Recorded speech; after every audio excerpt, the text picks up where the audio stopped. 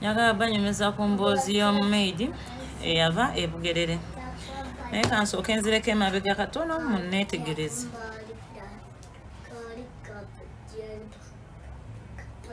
Oyo yenze bulambalamba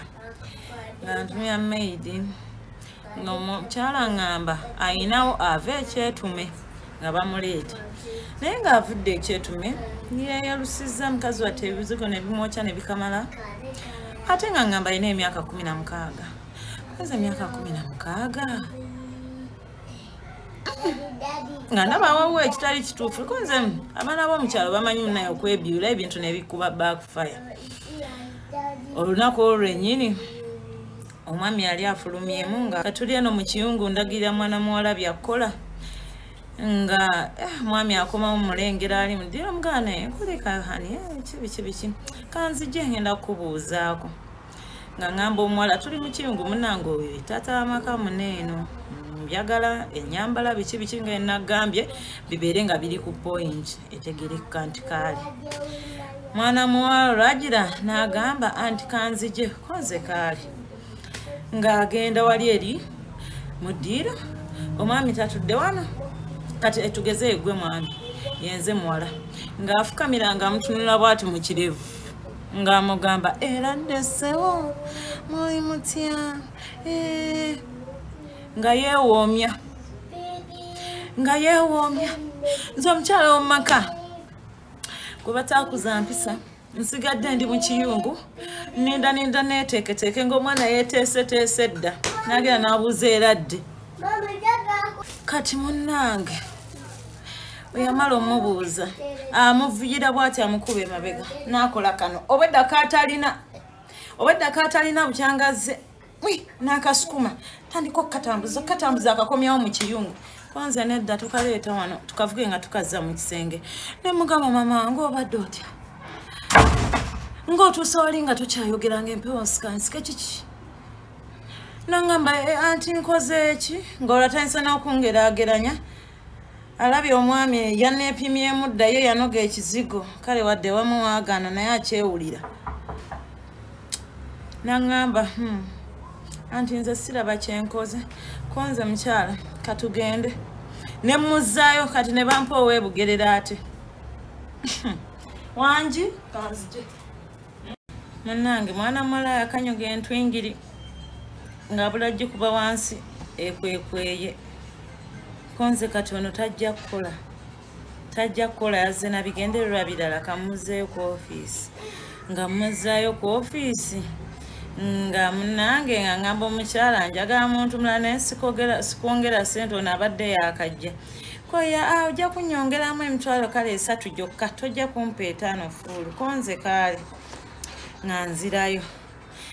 ngenda okulinda okumala wiiki namba ng'omukyala tandetera muntu konze bannange noono omukyala naye akisusiza kangendeyo ku ofiisi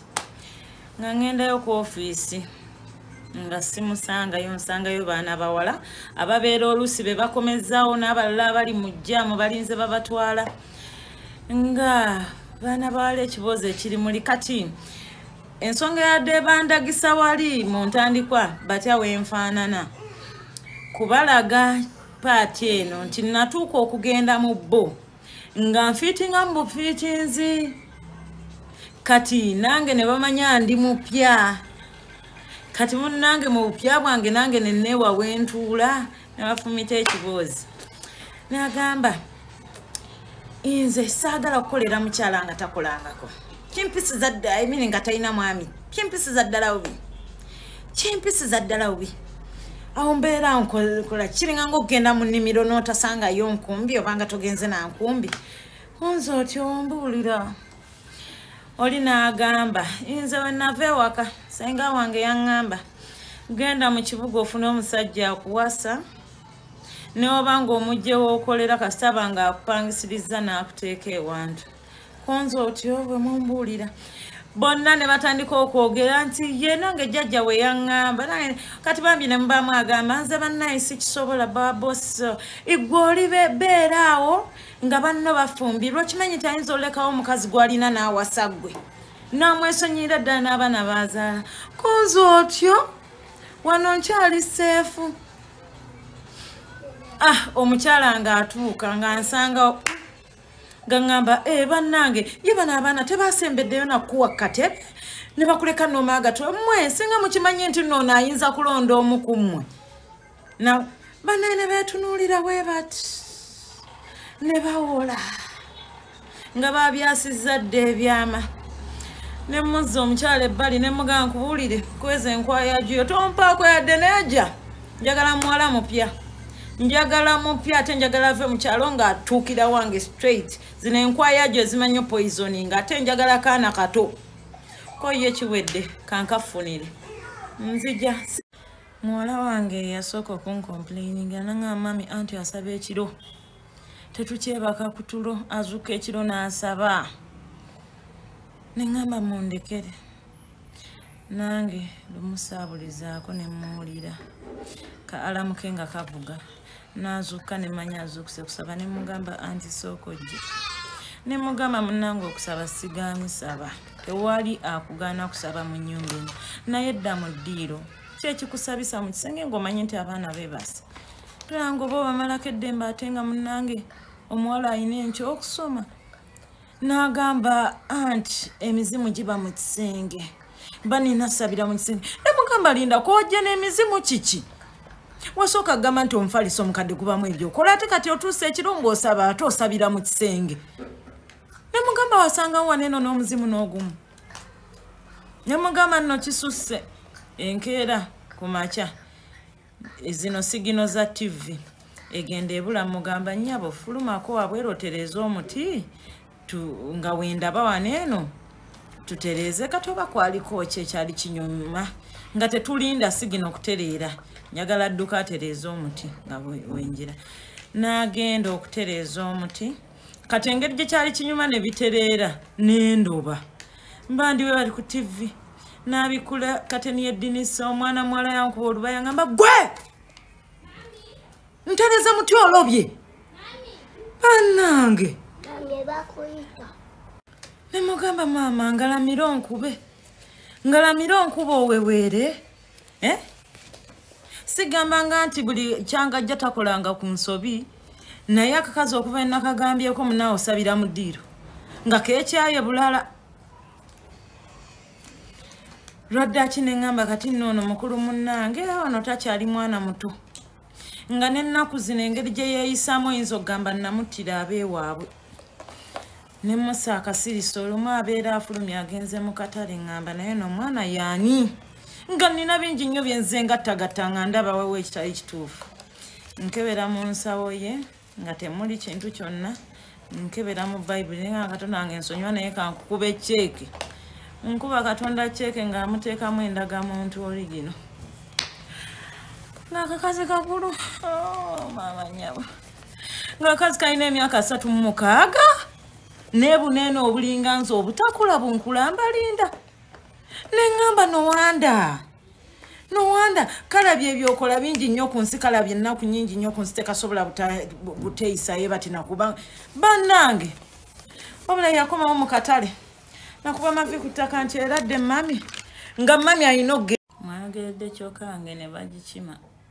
naye neyina enkoze ne namba 8 neesobola n'emirimu gino munnange mami yakomawo ne mugamba munnaye mami otulabyeko nnyo nze naawe twawukane nga mwambusa muteeka kwetokota ng'abandabira banzikirira omukyala wa kadala nga nteega konza ate olubadde omukyala oyo nga mukwano gwange kwengulako ko ku buntuntu kwe kuŋŋamba nkulabye oyambusa muwalawo kati konze owaayi kiri kibadde kyetere nga nino kyejjako nangamba naye mukazi munnange wali kuki nze bulijjo njagala okubuuza naye nga munnange ŋŋamba oba ki wali kuki konze ate kuki akakazi akakulu konze linda k'omukulu omulabirawa titewakalaba mbu eno ennyama eno ey'oku anke eno bweti eno mbu ebeera akagumba kaba kakakanyala konze ate nze akagumba nga nkagazaki oba kakakanyala nze tebyankwatako nagaa kati no munnange nga kazikazi kakulu kajja ne wano ne kambuuza bbaawo abeerawa akomawo ddi nenkagamba ebintu by'omukazi kulakyo yagala nnyo bimanya nagaa nti nze sikolera mu maka mutali musajja bwaba wambowa konze bannange bamugamba bba wange eddiikuula nti yali amwesunza agenda mudiikuuliramu oba Maria kinti yali agenda musense kaafa aveewo yabaye we yali asiibula bugere yabagamba agenze mu kivulu azze kusinika manyo kiki awali TV na buli kimu yali ayagala omusajja amusanyuse muki ye ate banenga mbuuza ng'omwana omuto abaana baanoonya essanyu abaana naye munnange nawulira ebigambo ebyo ne ŋŋamba mponye kannankuluka ebugerere kaavaayo kasiibudde kati kwe kundeetako obusungu nga kalaba omusajja takomawo nga kakunettira katuliisiza enjiri katusabidde emizimu kasabidde emizimu kajja n'emizimu gyako kajja bugologolo najjo bwe katono enkawuna bannange